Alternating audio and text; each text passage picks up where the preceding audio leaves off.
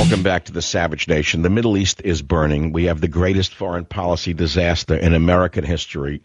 And the obsequious media, and that's to be polite about it, the obsequious media, I would call it the own media, focuses instead on words stated by Romney, not the president, by the way, a man who would be president, several months ago.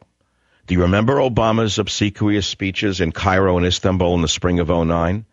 Do you remember what he said to the Arab world, how he appealed to the Arab world, to the politicians and the so-called intellectuals in the Arab Muslim world, how he came up with lies about Arab enlightenment while Europe was in the Dark Ages? There was no enlightenment in the Arab world at that time. How about the contemporary Arab world where there is an abuse of women, the killing of homosexuals, the death of intellectualism, the lessening and cheapening of human life, barbaric legal codes, marriage of children, economic practices at every level in contemporary Muslim society, not mentioned by Obama. Instead, he flattered them. He made up important Islamic contributions to the American world that we live in.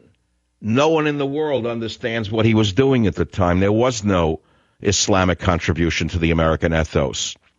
The fact of the matter is, Obama made a disgrace of himself and cheapened America in the Muslim world.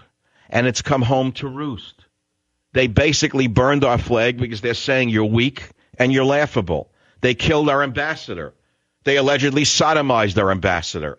Instead of focusing on these animals and focusing on what they did to us, to our reputation, to our honor, to our national dignity and our ambassador, all acts of war, instead the obsequious media, that is the owned media, talks about something Romney said 3 months ago about those who don't pay taxes are the natural audience for Obama.